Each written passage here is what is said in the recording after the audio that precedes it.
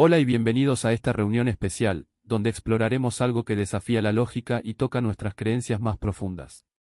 Hoy nos complace darle la bienvenida a Esteve, ex capellán militar de alto rango y autor del poderoso libro Cuando los demonios salen. Su obra se basa en nada menos que 54 experiencias sobrenaturales con entidades malignas. Prepárate, porque esta conversación te cautivará de principio a fin. Esteve, es un honor tenerte aquí. ¿Cómo estás, Julio? Estoy genial, gracias por invitarme. Es un privilegio compartir estas historias. Escribiste un libro completo basado en encuentros sobrenaturales con demonios. ¿Cómo empezó todo esto? ¿De dónde surgió esta conexión con lo inexplicable? Seré franco, como siempre lo hago. Si me hubieran preguntado esto hace años, cuando todavía era un joven cristiano, me habría reído de la idea. Para mí lo sobrenatural no era más que fantasía, los demonios eran producto de la imaginación y, en ocasiones, incluso dudaba de la existencia de Dios. Crecí en un hogar cristiano, asistí a la iglesia, pero con el tiempo dejamos de ir. Recuerdo bien cuando estaba en la escuela secundaria, cuando un amigo insistió en que lo acompañara a los servicios. Me negué varias veces, hasta que tuvo una idea brillante: sabes, hay muchas niñas de nuestra edad en mi iglesia. Vale, eso fue suficiente para convencerme. ¿Por qué no me dijiste eso antes? Estoy dentro. Pero lo que empezó como una simple curiosidad se convirtió en algo mucho más grande. Poco después de asistir a la iglesia, comencé a sentir algo diferente, como si Dios me estuviera llamando, tratando de atraerme hacia Él. Sin embargo, en lugar de sentirme bienvenido, me irritó. Para un adolescente lleno de energía y planes, Dios parecía un aguafiestas, alguien que quería quitarme la libertad y las alegrías. Recuerdo una noche, antes de ir a trabajar, cuando cerré la puerta de mi habitación y tuve una conversación muy hostil con él. Señalé con el dedo y dije: si quieres mi alma, puedes tenerla, pero voy a seguir viviendo a mi manera. Puedo renunciar a muchas cosas, pero no voy a dejar de coquetear con chicas. Y me fui, dejando a Dios, pensando en mi ultimátum. Esa noche cambió todo. Llegué a casa del trabajo, me duché, preparé mi ropa para el culto del día siguiente y me fui a dormir. Alrededor de las 3 de la mañana sucedió algo extraordinario. Estaba teniendo un sueño, pero no era un sueño común y corriente. Era como si estuviera viendo una película en alta definición, con colores vibrantes y detalles tan nítidos que parecían reales. De repente, el escenario cambió drásticamente. La chica con la que estaba desapareció, la cama desapareció, el suelo se abrió como una trampa y caí en un lago de fuego. No vi las llamas, pero las escuché. Y escuché mis propios gritos de agonía, como si mi cuerpo estuviera siendo consumido por el fuego. Esto era más real que cualquier cosa que jamás hubiera experimentado. Me desperté asustada, sentada en la cama, con el corazón acelerado. Nunca me había sentido tan asustado en mi vida. A partir de ese momento todo cambió. Abandoné cualquier idea de coquetear, de salir con chicas, de involucrarme en situaciones que pudieran devolverme a esa aterradora visión. Pero la historia no termina ahí. Años más tarde, como capellán militar, compartía mi testimonio cada vez que tenía la oportunidad. Una vez, después de dar una charla a un grupo de veteranos y militares en servicio activo, un oficial de alto rango se acercó discretamente. Miró a su alrededor, como si fuera a revelar un secreto, y dijo: sé exactamente de qué estás hablando. Me dijo que durante la Guerra Fría trabajó como interceptor de comunicaciones rusas. Durante una de las sesiones de seguimiento, captó la señal de un cosmonauta soviético que regresaba a la Tierra en una cápsula defectuosa. El hombre gritaba desesperado mientras se quemaba vivo durante el reingreso a la atmósfera. El oficial explicó que, incluso sin haberlo vivido personalmente, el sonido de aquellos gritos lo marcó para siempre, dejando secuelas psicológicas documentadas por el Servicio de Salud Militar. Cuando escuché esto, pedí permiso para incluir esta historia en mis informes.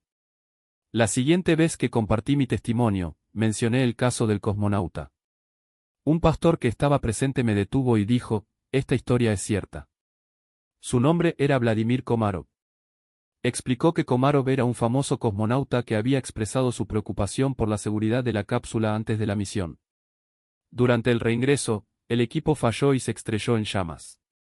Los registros históricos lo confirman todo: los gritos captados por la radio, la velocidad de 600 millas por hora, la explosión al impactar contra el suelo. El oficial que me contó la historia lo escuchó todo en tiempo real. Si escuchar los gritos de otra persona ardiendo fue suficiente para causar un trauma profundo a este soldado, imagina lo que fue para mí, un chico de 16 años, escuchar mis propios gritos mientras ardía en los fuegos del infierno. Aquella experiencia fue tan real, tan intensa, que en ese mismo momento, todavía asustada en la cama, entregué mi vida a Cristo. Y nunca miré hacia atrás. No había término medio. Fue en ese momento que me despedí de todo lo que no me llevaba a ninguna parte. La gente de mi escuela notó un cambio drástico en mí. No tenía ni idea de lo que había sucedido. Me tomó 10 años contar esta historia. Pero mi mejor amigo, Alan Hill, cuando vino a recogerme a la iglesia a la mañana siguiente, entró en mi habitación y me vio metiendo en una bolsa todas esas revistas pornográficas que había coleccionado a lo largo de los años, junto con cartas y fotografías de chicas. Atamos todo de camino a su auto, lo tiramos en la acera para que se lo llevara el camión de la basura y condujimos en silencio hasta la iglesia. No sabía lo que me había pasado, pero sabía que algo había cambiado. Gracias a Dios por eso. Fue entonces cuando, sin que yo lo sospechara, comencé a experimentar algo que la gente llamaría parálisis del sueño. Me desperté asustada en medio de la noche con algo presionando mi pecho. Luego evolucionó hasta convertirse en una mano invisible que apretaba mi garganta. Cuando lo alcancé, no sentí calor ni textura, solo una presencia fría y asfixiante. Y cada vez que oraba, se detenía. Pero pronto el ataque se volvió más agresivo, la mano invisible empezó a intentar taparme la boca cada vez que intentaba orar. Las cosas se pusieron tan mal que una noche sentí que el colchón se movía y levitaba, como si algo lo levantara por detrás. Respiré hondo y susurré una oración y luego, lentamente, el colchón volvió a caer en su lugar. Fue entonces cuando lo entendí, no podía guardármelo para mí. Necesitaba hablar con alguien. Crecí en el centro de la ciudad y sabía exactamente lo que estaba pasando. Fue acoso espiritual. Y, como aprendí en las calles, si no enfrentas al acosador con firmeza, él nunca se detendrá. Luego recuerdo haber acudido al pastor Billy Hill de mi iglesia, a quien dediqué el libro. Le conté lo que estaba pasando, pero no todo, porque tenía miedo de que pensaran que estaba loco. Recuerdo que el pastor Billy me escuchó y dijo solo una cosa: el problema es que no sabes quién eres. Escribió 3 versos en un papel, me lo entregó y cambió de tema. Memoricé esos versos y esperé a que regresara esa criatura. Y ella regresó. Tengo un capítulo completo en el libro, creo que es el capítulo 3, donde describo cada detalle de ese encuentro. Fue aterrador, pero la forma en que terminó todo se convirtió en el punto de inflexión en mi vida. Cuando dijiste que no sabía quién era, te referías a que no sabía mi identidad en Cristo, ¿verdad? Exactamente. A partir de ahí comencé a ejercer la autoridad que tenía. Recuerdo haber escuchado esos versos y, al principio, solo quería lástima. Pero el pastor Billy no me dio eso, me dio exactamente lo que necesitaba, palabras de poder. Cuando entendí que el que está en mí es mayor que el que está en el mundo, y que, en todas estas cosas somos más que vencedores por medio de aquel que nos amó, algo cambió dentro de mí. Versos como, ningún arma forjada contra mí prosperará, se convirtieron en mi armadura. Una noche dormí con la televisión encendida porque tenía miedo de la oscuridad total. Me desperté de repente, sintiendo una presencia en la habitación. Cuando miré, vi una criatura en sombras parada justo frente al brillo de la pantalla. Mi corazón se aceleró, el pánico se apoderó de mí, pero entonces algo brotó dentro de mí. Comencé a declarar esos versos en voz alta. Y cada vez que decía una palabra de la escritura, esa sombra retrocedía, como si sufriera dolor. Con lágrimas en los ojos, le ordené en el nombre de Jesucristo, vete, y ella lo hizo. Fue allí donde me di cuenta de que había vivido hasta entonces sin utilizar el poder y la autoridad que Cristo me había dado. Y lo admito, es culpa de la Iglesia. Ella no me enseñó acerca de mis derechos de pacto con Dios. Por eso, hoy, en mi ministerio, me aseguro de que la gente sepa exactamente cuáles son estos derechos. Porque creo que muchos de nosotros disfrutamos de privilegios espirituales que aún no hemos aprendido a utilizar. Hablaste de bullying demoníaco, y esa es una manera poderosa de describirlo. Pero, ¿por qué la Iglesia se resiste tanto a hablar de actividad demoníaca? Sabes, en mi investigación descubrí algo fascinante. Mantuve correspondencia con un profesor de la Universidad de Tel Aviv, en Israel, mientras estudiaba hebreo. Admitió en sus escritos que en el mundo antiguo y en los inicios del judaísmo, la creencia en los demonios era fuerte. Realmente creían en ellos. Pero, alrededor del siglo XIX, con la revolución industrial, rabinos y pastores comenzaron a priorizar la racionalidad y el mundo material. Terminamos explicando a Satanás y los demonios como si no existieran. Creo que la Iglesia moderna recién ahora se está dando cuenta de esto porque, de hecho, esto siempre ha sido parte de nuestra herencia, ya sea en el cristianismo primitivo o en el judaísmo antiguo. Pero con el cambio del pensamiento moderno al posmoderno, la gente está empezando a darse cuenta de que Satanás siempre ha estado aquí y ha causado estragos. Además, a medida que la sociedad se aleja de la Biblia, muchos se involucran en la brujería, el ocultismo y la nueva era. Y cuando estas personas tienen experiencias sobrenaturales, acuden a la iglesia en busca de ayuda. Entonces la iglesia se da cuenta, espera un momento, pensábamos que esto solo sucedió en el Nuevo Testamento. Pero está sucediendo ahora. Necesitamos volver a las Escrituras y encontrar respuestas. Están descubriendo que detrás de estas adicciones no solo hay debilidad humana, sino una fuerza espiritual que se alimenta de la vergüenza, la soledad y la búsqueda desesperada de validación. Y lo más aterrador, estas entidades no actúan simplemente en la oscuridad. Se infiltran donde hay brechas, y hoy esas brechas son mayores que nunca. Verá, cuando una mujer joven busca afecto en relaciones vacías, cuando un hombre se ahoga en imágenes que le roban la dignidad, cuando una pareja permite que la pornografía destruya la intimidad que Dios planeó para ellos, no es solo un problema moral. Es un campo de batalla. Y el enemigo sabe exactamente dónde atacar. La palabra que le dije a esa chica, afirmación, no fue aleatoria. Fue el detonante que expuso la raíz de su tormento. Ella no solo buscaba placer, estaba buscando algo que llenara el vacío de no sentirse vista, amada, lo suficiente. Y el diablo, maestro de la distorsión, ofrece falsas soluciones que solo profundizan la herida.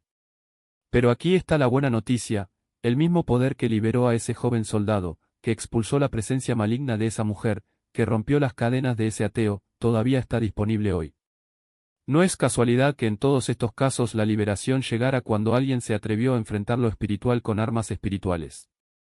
La palabra de Dios no es un libro de historias antiguas, es una espada afilada, capaz de cortar las mentiras que nos aprisionan. La oración no es un ritual vacío, es un grito de guerra que hace temblar las puertas del infierno. ¿Y la iglesia? La iglesia ya no puede pretender que estos problemas sean cosas de la cabeza o cuestiones psicológicas.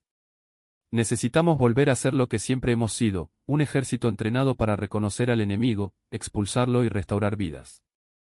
Y no nos equivoquemos, el espíritu de inmoralidad no se limita a cuartos oscuros o pantallas de computadora. Se disfraza de movimientos culturales, de ideologías que redefinen lo que está bien y lo que está mal, de discursos que normalizan la perversión como libertad. La Biblia llama a esto porneia, un término que abarca mucho más que sexo fuera del matrimonio. Es la corrupción de la pureza en todas sus formas, en la mente, en las palabras, en los deseos, en las relaciones.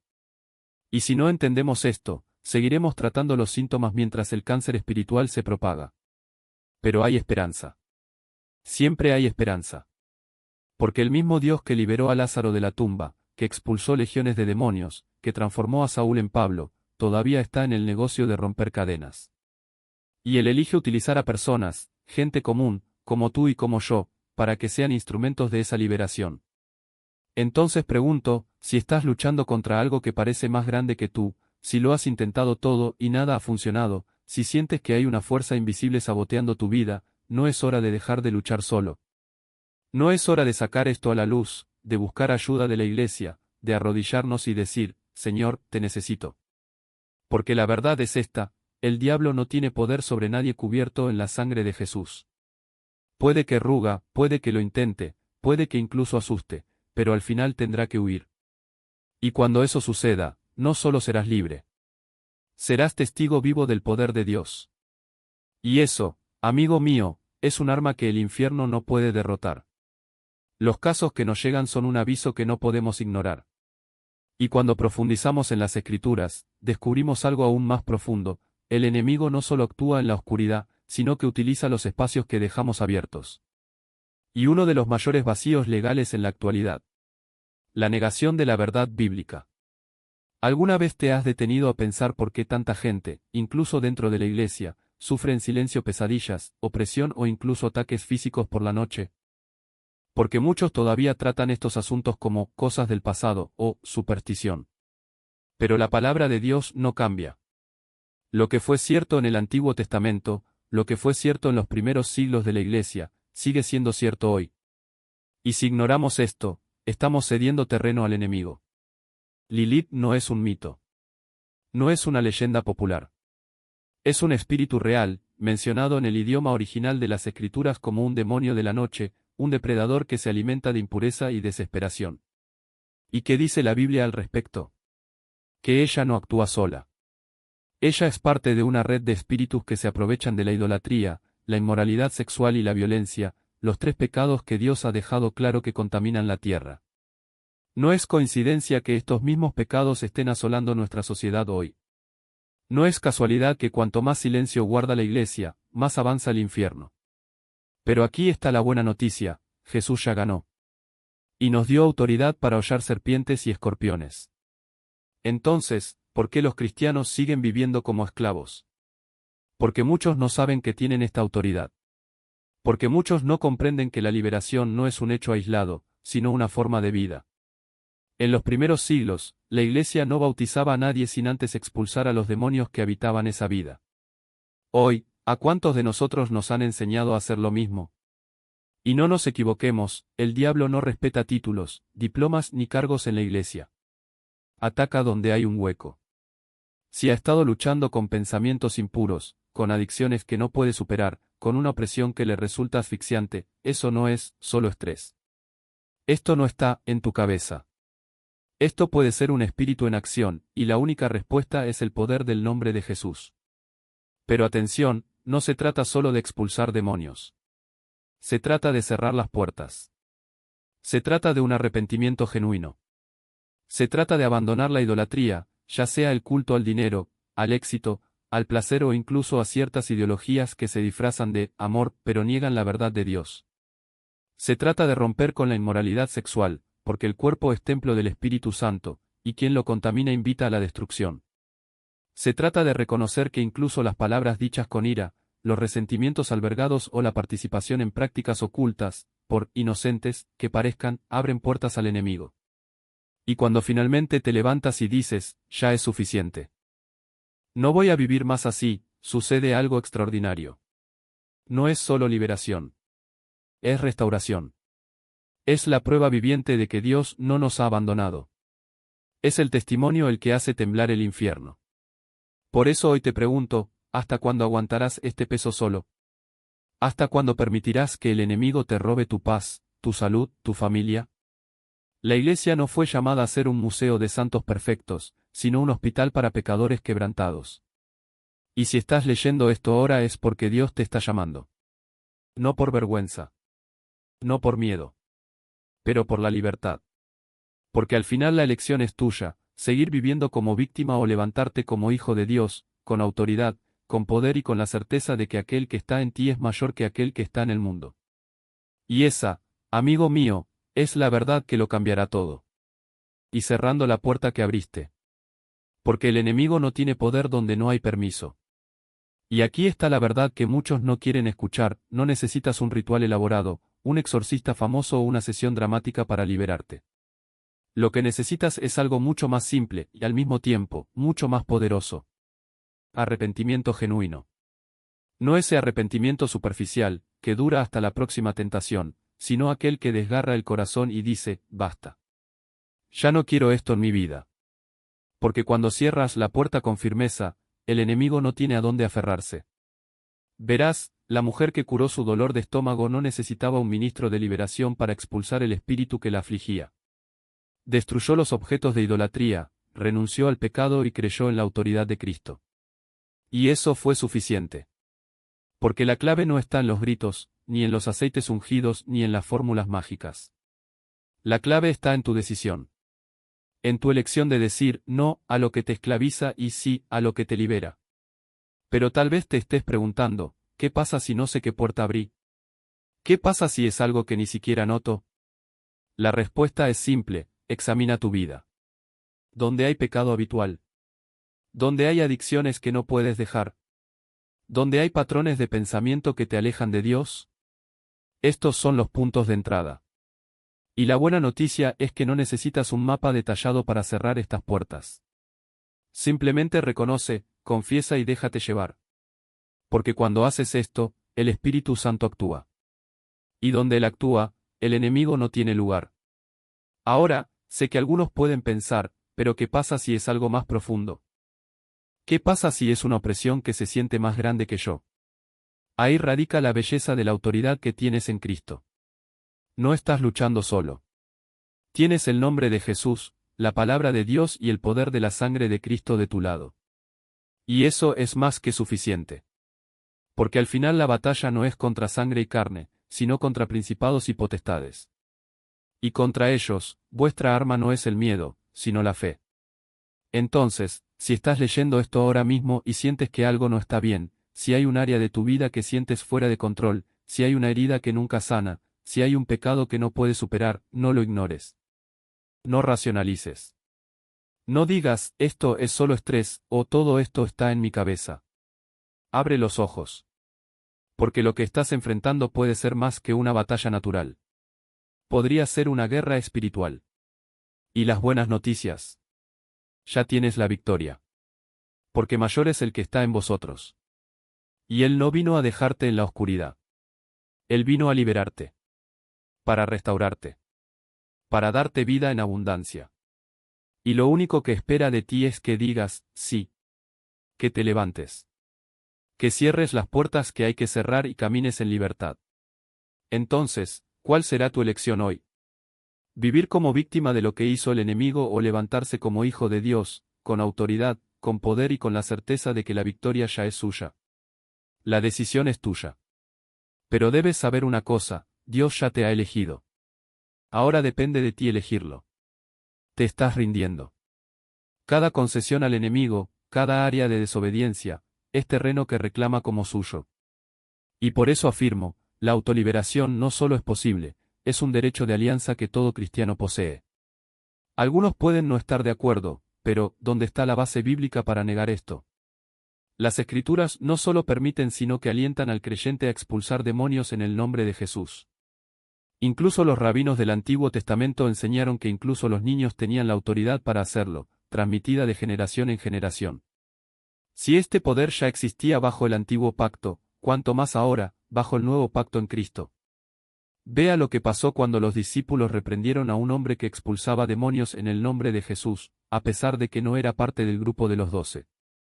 Intentaron detenerlo, pero Cristo los corrigió: no se lo impidáis, porque el que no está contra nosotros, está con nosotros. Marcos 9:40. Este hombre no era un apóstol, no era un líder sobresaliente, era simplemente un seguidor común y corriente, y sin embargo, operaba en el poder del nombre de Jesús. ¿No prueba esto que esta autoridad pertenece a todo aquel que cree? Si siente que algo no está bien, comience con el arrepentimiento. Si el problema persiste, no dudes en buscar ayuda de hermanos maduros, guerreros de oración que comprendan el tema. Conozco el caso de una joven que, poco después de convertirse, luchaba contra una profunda depresión. Un día, mientras intentaba alabar a Dios, el Señor le reveló: tienes un demonio. Vio el rostro de esa presencia maligna y entró en pánico. Buscó a un grupo de mujeres en la iglesia, les contó lo sucedido y ellas oraron por ella. En ese momento, el espíritu fue expulsado. Hoy es pastora. Muchos se preguntarán, ¿pueden los cristianos tener demonios? La respuesta es clara: la Biblia nunca dice que no puedan. Los primeros cristianos así lo creían. Y no estamos hablando de salvación, eso está garantizado en Cristo. Estamos hablando de opresión, de áreas de la vida que aún no han sido sometidas plenamente al Señor. Prefiero utilizar el término endemoniado en lugar de poseído, porque las palabras importan. No toda influencia demoníaca es extrema, como en las películas de terror. La mayoría son sutiles pero reales. Jesús mismo trató a Pedro como alguien que necesitaba liberación cuando le dijo: apártate de mí, Satanás. Mateo 4:23. No le estaba hablando a Pedro, sino al espíritu que lo estaba influenciando en ese momento. Si incluso los más cercanos a Cristo han enfrentado batallas espirituales, ¿quiénes somos nosotros para pensar que somos inmunes? Y aquí está la verdad que muchos no quieren escuchar: cuanto más fuerte eres en el reino, más objetivo te conviertes. En el ejército atacamos los centros de gravedad del enemigo, sus puntos más fuertes, porque derribarlos debilita toda la estructura. El diablo actúa de la misma manera. No pierde el tiempo con los débiles, se dirige a aquellos que marcan la diferencia. Si estás impactando vidas, predicando el Evangelio, viviendo en santidad, debes saber, eres un objetivo prioritario. Pero no te desesperes. La Biblia es el manual de guerra de Dios para nosotros. No solo nos alerta sobre las estrategias del enemigo, sino que nos da las armas para derrotarlo. En Hechos 2 y 42, los primeros cristianos nos dejaron el modelo perfecto, se dedicaron a la enseñanza de los apóstoles, al compañerismo, a la fracción del pan y a las oraciones. Resultado: vidas transformadas, iglesias creciendo y el poder de Satanás siendo destruido. Los primeros padres de la iglesia sostenían que donde los cristianos vivían así, la oscuridad no tenía lugar. Entonces, ¿cuál es tu estrategia? ¿Esperarás hasta que te ataquen para prepararte o te pondrás la armadura de Dios todos los días? ¿Te vas a alimentar de la palabra, vivirás en comunión con tus hermanos y hermanas y caminarás en santidad, o vas a dejar espacios para que el enemigo actúe? La elección es tuya. Pero recuerda, Dios ya te ha dado todo lo que necesitas para ganar. La victoria no es una posibilidad, es una promesa. Y comienza cuando decides ya no vivir como víctima, sino como guerrero. Cierran los ojos ante la batalla que ya se está librando a su alrededor. Esta historia no es un caso aislado. Ella es una advertencia. ¿Cuántas veces ignoramos las señales porque no queremos creer que el enemigo está activo? ¿Cuántas noches hemos pasado despiertos, sintiendo una presencia extraña, un peso en el pecho, un miedo inexplicable, y sin embargo, preferimos atribuirlo todo al cansancio, al estrés, a cualquier cosa que no sea la realidad espiritual? La verdad es que el diablo no juega. No envía advertencias educadas. Actúa en las sombras, en los detalles, en los huecos que dejamos abiertos. Y cuando finalmente decidimos afrontarlo, a menudo es demasiado tarde para evitar las cicatrices. Pero esta es la buena noticia: no es necesario esperar hasta que te ataquen para actuar. La oración no es un último recurso, es tu primera línea de defensa. Cuando Jesús enseñó a sus discípulos a orar, no dijo: si sois tentados, entonces orad. Él dijo: oren así: no nos dejes caer en la tentación, mas líbranos del mal. 3 veces al día. Esta era la práctica de los primeros cristianos. Era la práctica de David, Daniel, Pablo. Fue la disciplina lo que mantuvo firmes a los guerreros de Dios, incluso cuando la oscuridad los envolvió. Y no nos equivoquemos, esta oración no es un ritual vacío. Es una declaración de guerra. Líbranos del mal no es una petición tímida, es una orden. Eres tú, en el nombre de Jesús, quien ordena a las fuerzas de la oscuridad que se retiren. Sois vosotros, alineados con el poder del Padre, rompiendo cadenas incluso antes de que se formen. Eres tú, diciéndole al enemigo: aquí no. Hoy no. Nunca más. Pero tal vez estés pensando: está bien, rezo. Pero, ¿y si el ataque se produce de todos modos? Entonces haces lo que hizo Jesús. Te resistes. Tú regañas. Usas la autoridad que ya tienes. Santiago 4:7 no es una fórmula mágica, es un recordatorio de que la victoria ya se obtuvo en la cruz. Resistid al diablo, y huirá de vosotros. Pero preste atención, Jesús no solo resistió, sino que expulsó. No negoció. Él no habló. Él dijo: vete, Satanás. Y el enemigo tuvo que obedecer. Entonces, ¿cuál es tu estrategia?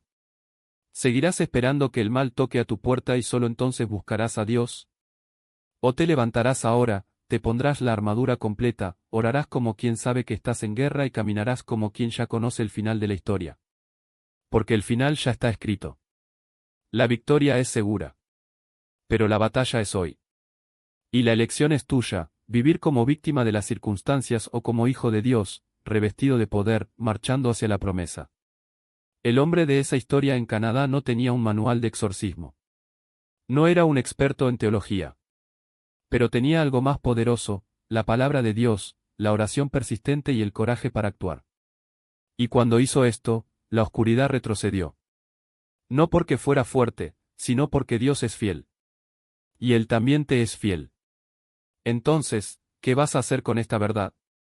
¿Lo mantendrás en secreto o lo pondrás en práctica? Porque la diferencia entre un cristiano derrotado y un cristiano victorioso no es la ausencia de ataques, es la respuesta. Y la respuesta correcta comienza ahora. No estás solo en esta batalla. ¿Qué pasaría si te dijera que hay una manera no solo de resistir la oscuridad, sino también de derrotarla de una vez por todas? Un camino que no depende de tus fuerzas, sino de la autoridad que ya tienes en Cristo. Este camino no es teoría, es práctica.